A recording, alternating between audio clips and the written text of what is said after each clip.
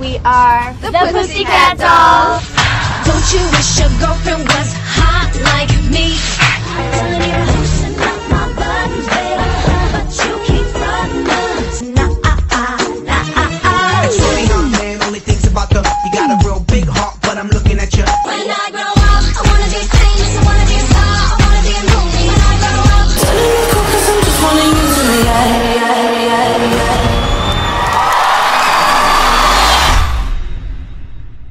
People don't even know the story. They have no idea. It was like being in a prostitution ring. If you're accepting an opportunity for sleeping with your boss, what's the difference between a job opportunity and cash? I don't really see a difference.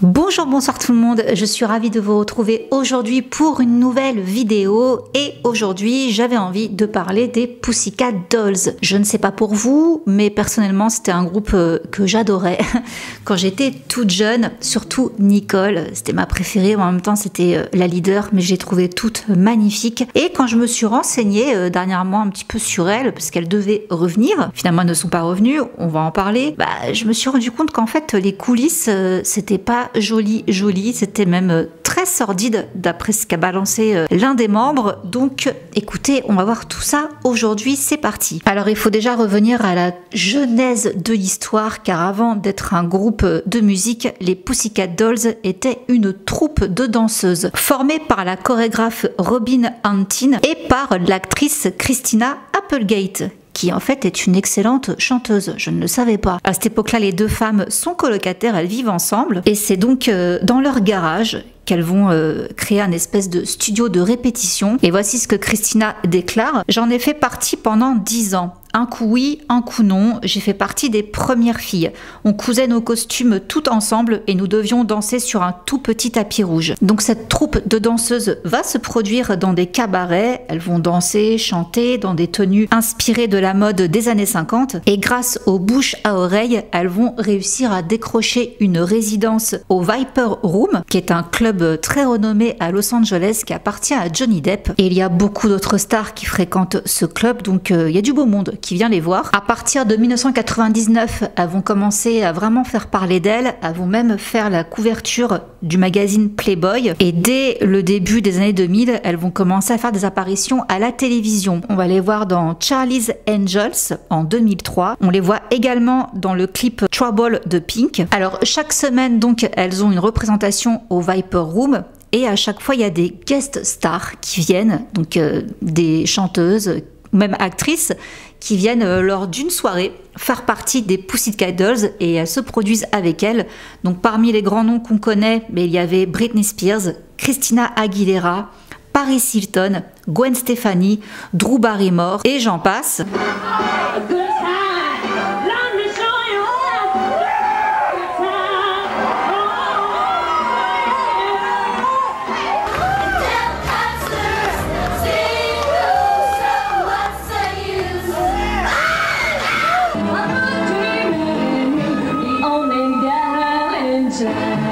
En 2002, elles vont décrocher un contrat avec le club The Roxy, et là, il va y avoir une personnalité qui va intégrer le groupe sur du long terme. Il s'agit de Carmen Electra. Elles vont également se produire au Caesars Palace à Las Vegas, et elles vont attirer l'attention de producteurs de musique. Alors là, on parle de Jimmy Iovine et Ron Fair. Ils vont rencontrer les filles et ils vont les faire signer avec le label Interscope Records. Il faut savoir que Robin, donc la créatrice Christina, là elle a pris ses distances, elle fait autre chose. Donc c'est vraiment Robin qui gère tout ce groupe de filles, quoi, cette troupe. Elle a de grandes ambitions pour les Pussycat Dolls. Elle veut en faire pas qu'une troupe, mais également une marque. Donc ok, c'est des danseuses, tout ça. Et si maintenant on déployait un petit peu tout ça sur le marché de la pop R&B, eh bien c'est ce qui va se passer. Donc maintenant elles deviennent employées de Robin, mais également d'Interscope. Oui, c'est important de le préciser, ce sont des employés, parce que le salaire justement il va suivre par rapport à ça. Ils vont pas gagner des masses. On arrive en 2003, Carmen Electra décide de quitter le groupe. J'ai fait partie des Pussycat Dolls pendant plus de 2 ans et j'ai fait tous les concerts avec elle. Mais financièrement financièrement, je ne pouvais pas faire partie de leur nouveau projet musical. C'était un sacrifice que je ne pouvais pas faire. Du coup, il va y avoir un casting pour avoir une nouvelle chanteuse et c'est là que va rentrer en scène Nicole Scherzinger.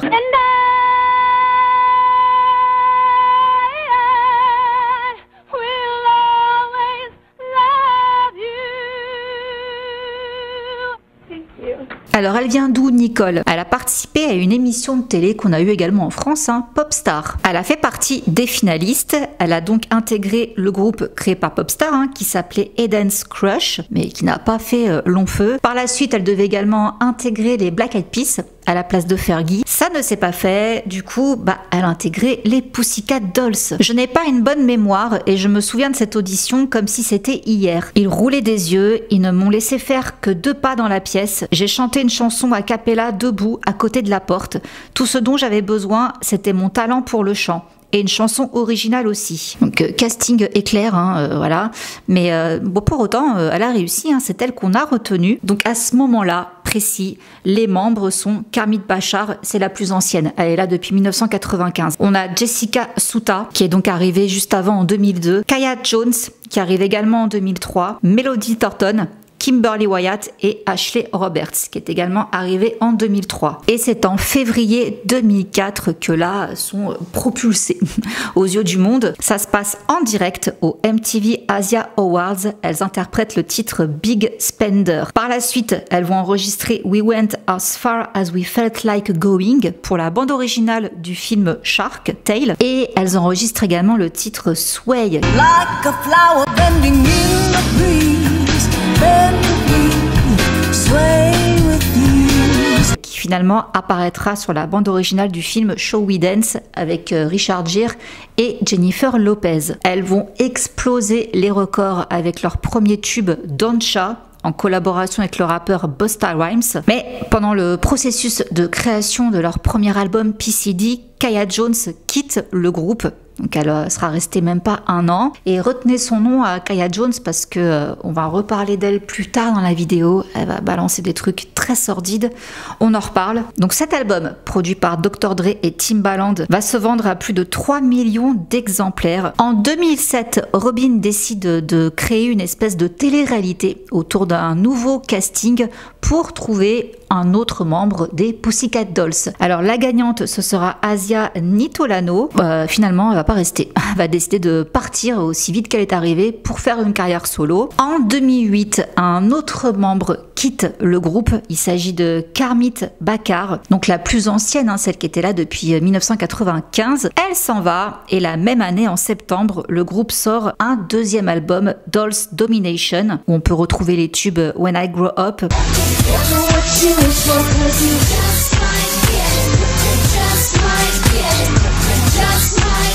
I Hate This Part, What You Think About That. So what you think about that? What you think about it?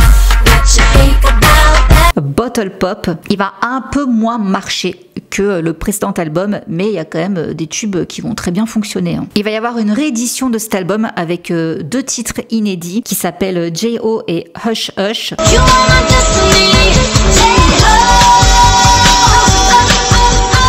Okay, you want me to take J-Ho from Slumdog Millionaire and you want me to turn it into a sexy pop song for the Pussycat Dolls? Eux, pareil, ils vont faire un énorme carton, sauf que là, il y a un petit problème. C'est que ces 2 titres-là sortent sous l'appellation Nicole Scherzinger featuring les Pussycat Dolls. That whole little featuring Nicole Scherzinger was not a good thing for the other dolls. Yeah, it was a little bit like, well, why you gotta do the featuring? Like, why can't it be all of us together? This is our 2nd album. It's time to actually be credited for my work. Alors déjà qu'il y avait des petites tensions dans le groupe, parce que c'était toujours Nicole qui était mise en avant, c'était elle la leader, quoi. Le leader. Bref, vous avez compris. Alors là, c'est l'apothéose, quoi. C'est un petit peu comme quand on avait vu une fois dans une émission, oh mon Dieu, c'était Destiny's Child. Je sais plus c'était quelle émission, mais il y avait un présentateur qui avait dit « Et voici Beyoncé et ses copines ». Ah, ça c'est le genre de choses qu'il faut pas faire. Il y a rien de mieux pour tuer un groupe. Bon, alors cette appellation, c'est pas passé. Mais Nicole précise quand même que elle a en grande partie produit leur disque en tant que productrice exécutive. Bon, entre-temps, on va reparler des frictions après. En 2008, donc la même année toujours, elle remporte le prix de la meilleure chorégraphie pour le clip When I Grow Up au MTV Video Music Awards. En 2009, elle gagne le prix du groupe international de l'année au Energy Music Awards. Et elles partent justement cette année-là, dès janvier 2009, pour une tournée, la Doll Domination. Et il y a même Britney Spears qui les invite à faire la première partie de sa tournée Circus. Et c'est justement pendant cette tournée Circus que cette histoire de Nicole Scherzinger et les Pussycat Dolls va se faire ressentir aux yeux du public, parce que Melody va prendre la parole lors d'un des shows de Britney. Et voici donc ce qu'elle dit.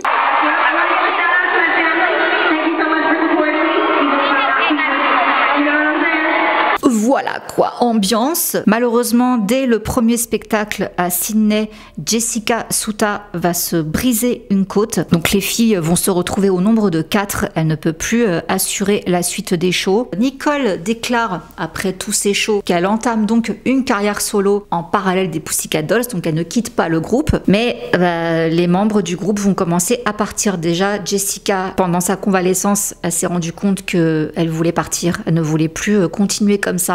You know what? When I broke my rib, it really made me take a closer look at what I wanted in my life, and it wasn't to be a part of the Pussycat Dolls anymore. It was to step out on my own and not be in the shadow of Nicole anymore. Après, ce sera au tour de Kimberly Wyatt, puis de Melody Thornton. Oh, me as just Ashley. You was in the group, yeah. Yeah. And even in the group, I wasn't allowed to talk. That's really? It's amazing. Yeah, we were told to be quiet. A couple of girls have left the group. Okay, why? Because they wanted to go and do their own projects and stuff. Their own And why did you let them do that? I mean, I don't control them. Yes, you do. No, I don't. Be quiet. It's up to them what they want to do, and I just think whatever's going to make them happy, and that's their choice. But what are you closest to? I don't want to say that because one of the ones that I was close to, she kind of did something that disappointed me. So, but you know what's cool is that when they announced Dancing with the Stars, a couple of the girls emailed me and they were so supportive. It meant so much to me, and they're going to come to the show. And but do you believe them, or you think they're just being nice? All right. I believe them. Il reste plus que Nicole dans le groupe. Bon bah du coup elle part aussi, hein. Elle va pas faire un groupe elle toute seule. Voilà, tout le monde part quoi. Donc Kimberly par exemple, qu'est-ce qu'elle a déclaré en 2009? Elle a dit qu'elle se sentait éclipsée par Nicole alors qu'elle faisait partie du groupe toutes ensemble. Elle a également accusé les patrons, les producteurs, tout ça, de favoritisme après que les 2 derniers singles du groupe comportaient donc le nom de Nicole featuring les Pussycat Dolls. C'est vrai, il y a toujours eu beaucoup d'attention portée à Nicole, ce qui a parfois été difficile à gérer. Ce groupe a été créé avec une fondation. Ils savaient exactement ce qu'ils voulaient et ils avaient Nicole comme centre d'intérêt.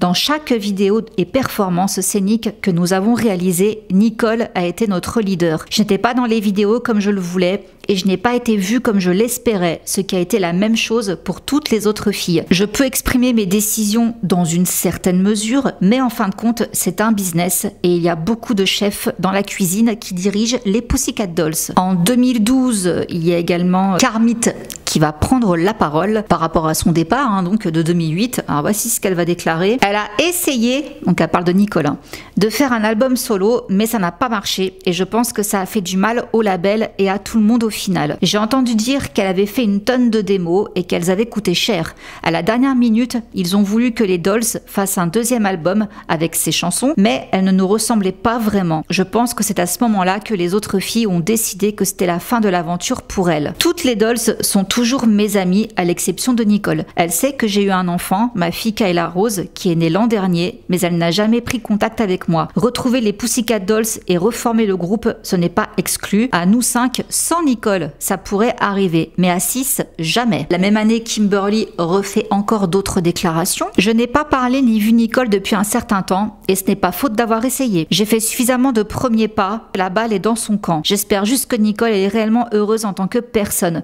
Nos relations ensemble n'ont pas toujours été faciles, ce n'était pas une situation facile à vivre à l'époque des Pussycat Dolls. Mais j'ai beaucoup d'amour pour Nicole, et si elle m'offrait un rameau d'olivier, je l'accepterais. J'aimerais que nous puissions dépasser cela et passer à autre chose. Je crois que ça s'est déchaîné un petit peu en 2012 là par rapport aux filles, suite à des déclarations que va faire Nicole la même année, hein, donc en 2012, ce sera à VH1 et voici ce qu'elle balance. I love those girls, they're like my sisters, but people don't even know the story. They have no idea. I was in center because I was singing. I was the one singing. Oh man, I hope I don't get in trouble for the stuff that I say, because I never really talked about it, but I'll never forget I finished the album, PCD. And Ron and I brought the girls into the studio, and we played it for them. And it was the first time they'd ever heard the music. Do you understand what I'm saying? We played the album for the Pussycat Dolls. It's the first time they'd ever heard the songs. Melody sang a bit here and there. I probably did 95% of the album on my own. Bon, alors là, Kaya Jones, elle est revenue parler. Elle a dit que beaucoup de choses se passaient dans les coulisses et qu'à son souvenir, Nicole était une diva prête à tout pour devenir célèbre. Nicole a toujours voulu être sous le feu des projecteurs et aurait fait à peu près n'importe quoi pour y arriver. Appeler les autres filles des Pussycat Dolls des potiches est un peu abusé. Chaque fille du groupe avait du talent. Bon, alors il n'y a plus de Pussycat Dolls là pour l'instant, donc que fait Robin, la fondatrice de tout ça? Eh bien, elle décide de monter un casting pour former les nouvelles Pussycat Dolls. Donc elle s'y met dès 2013. Donc on aura un groupe constitué de Laura Bennett, Paula Van Oppen, Natasha Slayton, Simone Battle et Emmaline Estrada. Le groupe s'appelle les GRL. Seulement l'un des membres du groupe, Simone, va sauter la vie à l'âge de 25 ans seulement, le 5 septembre 2014. Les raisons de son geste, apparemment des problèmes d'argent, on n'en sait pas plus. Donc niveau solo, elles font quoi les filles en attendant? Nicole de son côté, bon bah sa carrière solo, ça n'a rien donné du tout. Right now, I'm doing some music that I'm really excited about. Can you tell me? And it's going under my name. Elle a été juge sur l'émission X Factor. Jessica, de son côté, elle aussi, elle a tenté de faire une carrière solo. Elle a continué à faire des singles, puis un album qui s'appelle Feline Resurrection. Kimberly, de son côté, elle a intégré un groupe qu'elle a créé qui s'appelle Her Majesty and the Wolves. Ils ont sorti quelques titres, mais l'album n'a pas fonctionné. Du coup, elle est devenue coach dans l'émission Go to Dance pendant 2 saisons, puis ensuite elle est devenue DJ à Londres. Elle est mariée et elle a un enfant. Ashley, on l'a vu dans un film qui s'appelle Dancing Girl. Elle a aussi été présentatrice dans plusieurs émissions sur la chaîne E! Elle a sorti un single également, puis elle a fait l'émission de télé-réalité I'm a Celebrity, Get Me Off Here. Puis depuis 2013, elle travaille dans le stylisme pour la marque Key Fashion et en parallèle, elle fait quand même encore un peu de musique, quoi. Elle sort de temps en temps des singles. Mélodie, de son côté, elle voulait faire une carrière solo, malheureusement ça n'a pas donné grand chose. Elle se produit dans quelques clubs de Los Angeles. Et quant à Carmit, on l'a vu faire de la figuration dans quelques clips. Elle s'occupe surtout de son association qui s'appelle Smile With Me, qui vient en aide aux enfants souffrant de la maladie du bec de lièvre, dont elle a été elle-même atteinte. Mais les Pussycat Dolls n'ont pour autant pas fini de faire parler d'elle, parce que là on va apprendre donc, mis à part les frictions qu'il y avait, encore d'autres révélations. Alors, par exemple, Nicole, elle va dire qu'avant son audition, elle avait été intimidée par d'autres femmes vêtues uniquement de leurs sous-vêtements. Au début, c'était une énorme difficulté à surmonter pour moi. Par ailleurs, j'ai aussi énormément lutté contre un trouble de l'alimentation et une dysmorphie corporelle. Ça avait commencé avec les Dolls, mais la conscience de l'image du groupe combinée aux pressions de la renommée et à nos horaires de travail m'a exacerbée. Donc elle allait parfois au gymnase 5 à 8 heures par jour, elle était obsédée par la nourriture. Une grande partie de cela m'a volé la joie de ce que je faisais parce que je vivais dans un monde très sombre. Soit je travaillais, soit je me tourmentais. Je n'ai pas pu en profiter avant finalement. Hurting myself was my addiction. It was all new to me and I was incredibly scared and I was not comfortable with my body. I really was so disgusted with myself and so embarrassed. I felt so alone. I grew. I started to embrace myself as a woman and my curves. I feel on top of the world and today I feel like the sexiest woman alive. On lui a expliqué que sa boulimie avait également affecté ses cordes vocales. Donc voilà, des problèmes de boulimie, etc. C'est pas la seule qui va en parler. Il y a Kaya Jones, donc comme je vous disais tout à l'heure, celle qui est restée que 1 an dans les tout débuts. Alors là, elle revient en octobre 2017 avec une série de tweets très sordides. Elle va balancer beaucoup de choses. Elle va être interviewée par le Daily Mail et elle va dire que les membres du groupe étaient toujours légèrement vêtus, elles étaient régulièrement maltraitées par les dirigeants de l'industrie musicale et qu'elles faisaient plus partie d'un réseau de prostituées. Désolée, je peux pas dire le mot en entier sinon la vidéo saute. Et elle parle donc d'abus intimes. Il ne s'agissait pas de sexe contre de l'argent en soi, mais des faveurs sexuelles étaient attendues des dolls. À titre d'exemple, un directeur de disque m'a demandé de monter dans sa voiture et j'ai accepté. Nous étions à Las Vegas et nous courions toutes pour arriver à l'aéroport et nous ramener à Los Angeles après le spectacle. C'était juste un trajet de 10 minutes. Je me souviens d'être montée sur le siège arrière de la limousine avec lui et en quelques secondes, il m'a sauté dessus. J'ai littéralement dû le combattre jusqu'à l'aéroport. Pour rappel, à l'époque, elle n'avait que 19-20 ans. Et le type en question là avait la cinquantaine. Comme la plupart des filles du groupe, je n'ai pas conduit. Je demandais régulièrement à un service de voiture de m'emmener à un événement. Je ne compte plus le nombre de fois où ma voiture n'est pas revenue à la fin pour me ramener à la maison. Oh, un tel vous ramènera chez vous, m'a-t-on toujours dit. Si j'acceptais, la même chose se reproduisait. Combien de fois une fille qui espère réussir doit-elle repousser un homme plus âgé qu'elle? Je n'ai absolument aucun regret d'avoir tourné le dos aux Pussycat Dolls. Nous devons faire face à la réalité. C'est la norme dans l'industrie du divertissement. Ce n'est pas seulement Harvey Weinstein, ce genre de choses dure depuis des décennies. Ce ne sont pas seulement les starlettes qui sont maltraitées, les garçons et les jeunes hommes sont également des proies. À la vérité, je n'étais pas dans un groupe de filles, j'étais dans un réseau de prostitution. Il nous est arrivé de chanter et d'être célèbres, alors que tous ceux qui nous possédaient gagnaient de l'argent. À quel point c'était grave? C'était déjà assez grave pour que je m'éloigne de mes rêves, de mes camarades de groupe et d'un contrat d'enregistrement de 13 millions de dollars. Pour faire partie de l'équipe, vous devez avoir l'esprit d'équipe, c'est-à-dire coucher avec qui ils disent. Si vous ne le faites pas, ils n'ont rien sur vous pour faire pression. Personnellement, j'ai été prévenue. On m'a dit que si je parlais, je pourrais éventuellement mourir ou je n'aurais plus de carrière. Et elle parle aussi de Robin, donc la fondatrice de tout ça, comme étant la mère de l'enfer. Elle affirme qu'elles étaient payées seulement 500 $ par semaine, alors que Robin, plus ça allait, plus elle se remplissait les poches, quoi. Et elle a également lancé des accusations contre Robin concernant donc le suicide de la jeune fille Simone Battle, membre du groupe JRL dont je vous parlais tout à l'heure. Je veux que la mère de l'enfer avoue pourquoi une autre fille de son groupe s'est ôté la vie. Dites au public comment vous nous avez brisé mentalement. Et c'est pas fini, elle dit également qu'ils l'ont obligée à interrompre sa grossesse entre les répétitions. Elle a ensuite joué avec le groupe lors d'un spectacle au MGM Grand de Las Vegas et là elle a eu une hémorragie et on lui disait à quel point elle était grosse en même temps.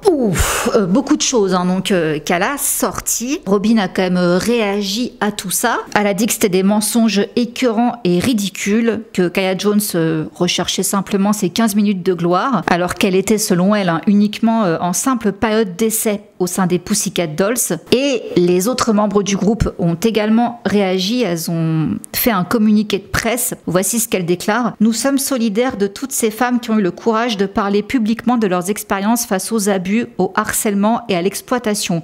Toutefois, nous ne pouvons pas soutenir de fausses allégations. Comparer nos rôles dans les Pussycat Dolls à de la prostitution ne discrédite pas seulement tout le dur travail que nous avons réalisé durant ces années, mais jette aussi de l'ombre sur les millions de victimes qui parlent et sont entendues à travers le monde. Robin a toujours soutenu et encouragé les femmes de tous les horizons à s'épanouir dans leur carrière. Toutefois, si Kaya a vécu quelque chose dont nous ignorons l'existence, nous l'encourageons pleinement à obtenir l'aide dont elle a besoin et sommes là pour la soutenir. Bon, dans la foulée, Robin a également porté plainte contre le Daily Mail pour avoir publié ce torchon de mensonges selon elle, et l'affaire a été réglée en 2019. 2019, année où les Pussycat Dolls annoncent leur réunion, donc c'est le 27 novembre. Donc qui sera de la partie? Nicole, Jessica, Ashley, Carmit et Kimberly. Donc à croire qu'elles ont toutes enterré la hache de guerre, donc elles reviennent sur le plateau de l'émission X Factor en Angleterre. Elles font un medley et elles y incluent même leur tout nouveau titre React. Alors elles ont quand même été honnêtes net. Elles ont mis un petit peu les cartes sur table en disant qu'effectivement, elles avaient eu beaucoup de pression due au succès. Les disputes avaient fragilisé leur relation à l'époque. La boulimie dont elles ont été victimes, parce que donc on comprend qu'il n'y a pas eu que Nicole qui a souffert de ça, ça a quand même aussi impacté le moral des troupes. Donc tout ça là-dessus, voilà, elles en parlent, elles sont transparentes, mais on remarque quand même qu'il manque Mélodie au tableau. Alors d'après Robin, le temps n'était pas venu pour Mélodie de rejoindre ses anciennes camarades. La porte était et sera toujours ouverte pour elle. Et Nicole a complété en disant: comme dans toute famille, c'est une relation qui demande des efforts. C'est naturel d'être en désaccord et de discuter. Mais nous avons toujours eu énormément de respect l'une pour l'autre. Il n'y a jamais eu de bagarre. Alors Mélodie de son côté, elle s'est exprimée. Pourquoi tu veux pas revenir? Qu'est-ce qui se passe? Bon, déjà on a compris qu'elle estimait qu'elle n'avait pas eu sa chance à l'époque.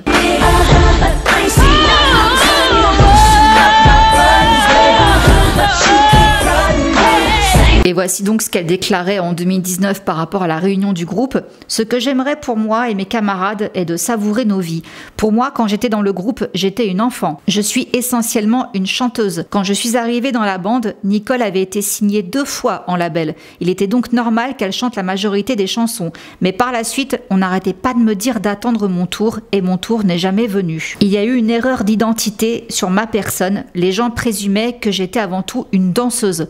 En réalité, je suis une mauvaise danseuse, je suis une chanteuse. Donc pour moi, il n'y a eu aucune raison de revenir. Pour moi, reformer les Pussycat Dolls ressemblerait à un cauchemar. Et du coup, on apprend qu'elle travaille sur un projet qui s'appelle Love Will Return. Alors on est content, les Pussycat Dolls se reforment, mais encore des dramas. Bon déjà, la performance qu'elles ont livrée sur X Factor, ça a fait parler.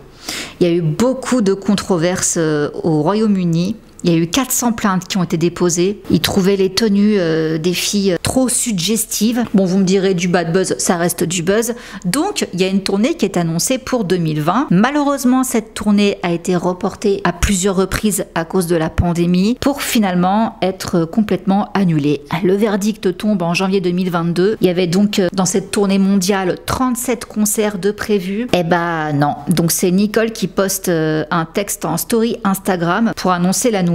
J'ai investi une énorme quantité de temps, d'énergie créative et mes propres finances pour redonner vie à ce projet. Et si je suis naturellement incroyablement attristée par cette décision, je suis aussi très fière de ce que nous avons pu accomplir dans le peu de temps que nous avons eu ensemble avant le Covid. Quelques heures après cette story, il y a Carmit et Jessica qui affirment ne pas avoir été mises au courant de la situation. Du coup, elles se sont exprimées également sur un post Instagram. Nous voulions dire à quel point nous sommes incroyablement déçus d'apprendre d'une annonce faite sur Instagram que la tournée de retrouvailles des Pussycat Dolls est annulée. Quoi qu'il en soit, il semble que ce soit la fin d'un chapitre d'une expérience incroyable qui a changé notre vie, remplie de souvenirs géniaux dont nous serons à jamais reconnaissants. Je suis dégoûtée.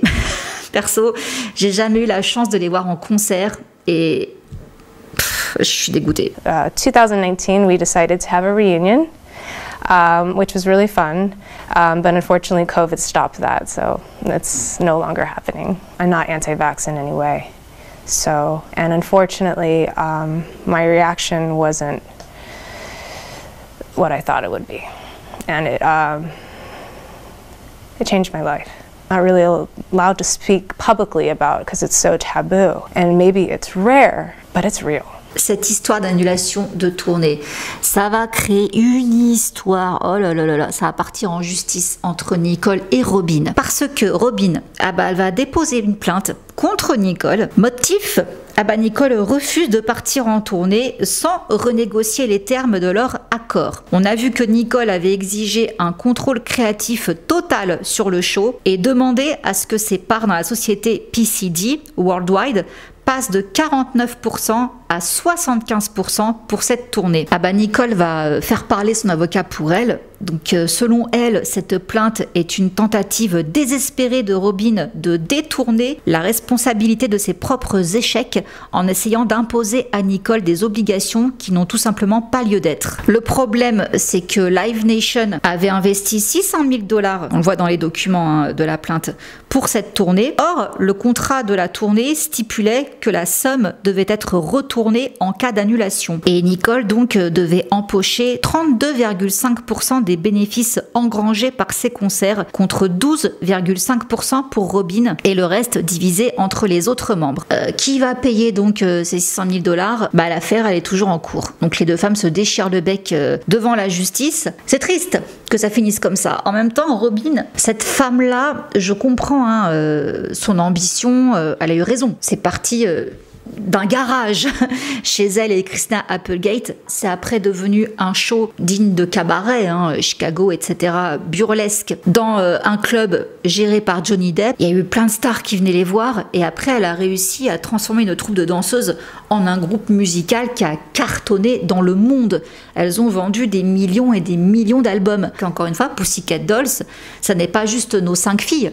C'est une marque. Ça veut dire que si demain Robyn décide de refaire un groupe Pussycat Dolls, comme elle l'a déjà fait de façon, elle n'a pas besoin de Nicole et des autres en fait. Le nom Pussycat Dolls lui appartient. Donc à partir de là, je comprends les ambitions de cette femme. Elle a vu qu'elle avait un bon filon, mais pour moi maintenant le filon il est mort. Enfin justement tout le monde a été habitué à Nicole, Jessica, Kimberly, enfin, toutes les autres. Elle pourra pas refaire un autre groupe des Pussycat Dolls qui remarchera. Sauf si elle refait une troupe. Voilà, sauf si elle revient à l'origine en fait du truc et qu'elle fasse une troupe de cabaret, les Pussycat Dolls, et qu'elle se produise dans les hôtels à Las Vegas, dans des cabarets, des clubs, etc.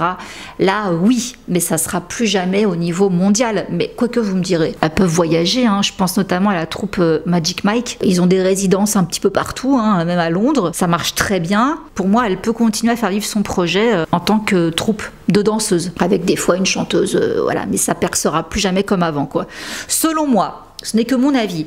Bon bah voilà, en tout cas la triste histoire des Pussycat Dolls, c'était pas fameux tout ce qu'il y a derrière. Un bon milieu pourri, l'industrie musicale. On ne cesse de voir encore des choses toutes plus effrayantes les unes que les autres. Et voilà, donc pour ce qui était des Pussycat Dolls. Encore une fois, je suis dégoûtée. J'aurais tellement voulu les voir en concert. Bref, j'espère que cette vidéo vous aura plu. Et sur ce, je vous laisse. Je vous fais plein de gros bisous et je vous retrouve la semaine prochaine. Mouah. Bisous, ciao.